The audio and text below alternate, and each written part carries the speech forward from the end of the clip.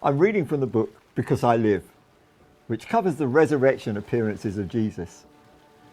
I'm going to read now the narrative that I put into the mouth of John the Apostle when he was thinking about the appearance that Jesus made to them on the beach at Galilee.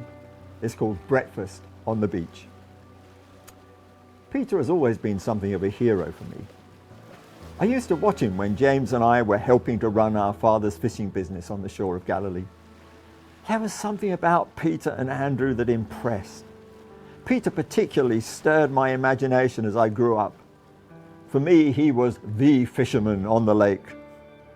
He's probably about 18 years older than me.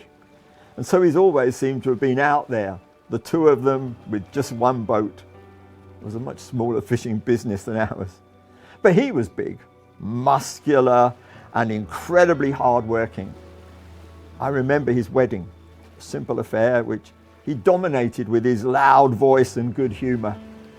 Funnily enough, I haven't really taken my eyes off him since, especially for these last 3 years when we've been following Jesus. I've loved those moments when Jesus has taken him aside with James and me. James and I can be a bit headstrong, rather full of ourselves at times, I guess, but Peter is headstrong in a much more down-to-earth, straight-speaking kind of way. And yet he really does seem to have been out of sorts since the crucifixion. Even the 3 times he's seen Jesus haven't really lifted his spirits. It's been no different since we arrived back here in Galilee. He's grown impatient, waiting for Jesus, and has organised this fishing trip that now has 7 of us sitting out on the lake at daybreak, squeezed into one of our medium-sized boats, having caught absolutely nothing. Suddenly there's a shout from the shore. Something about our catch or lack of it. The man shouts again and waves his arms, telling us to shift our nets to the other side. He must have seen a shoal. We start dragging the net behind us as too full to haul on board. It's him. I know it is. I nudge Peter and tell him, it's the Lord. Instantly, Peter throws off his coat, plunges into the sea and wades towards Jesus. I watch him, hoping that this could be the meeting that finally gets through to him. I long for the 2 of them to get some one-to-one time to finally sort things out.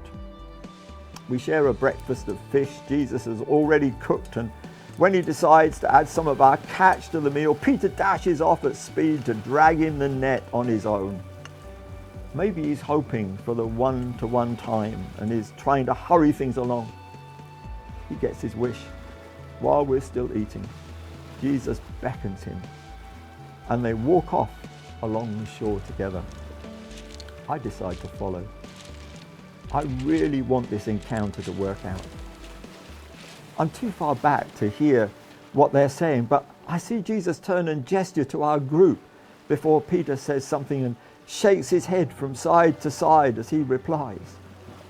They talk for a while, and when Peter turns again to speak to Jesus, I see him go from puzzled to relieved and then to somewhat anxious. I wish I could hear, but I don't want to intrude. Peter then suddenly turns and sees me. He points and asks a question which Jesus answers with a shrug. I give an embarrassed wave and make my way back to the others. The incident stays with me. Later that day, I apologize to Peter for following. And he smiles his old reassuring smile and says, it was fine. I ask about the conversation. He looks thoughtful and says, well, 3 denials and now 3 fresh opportunities.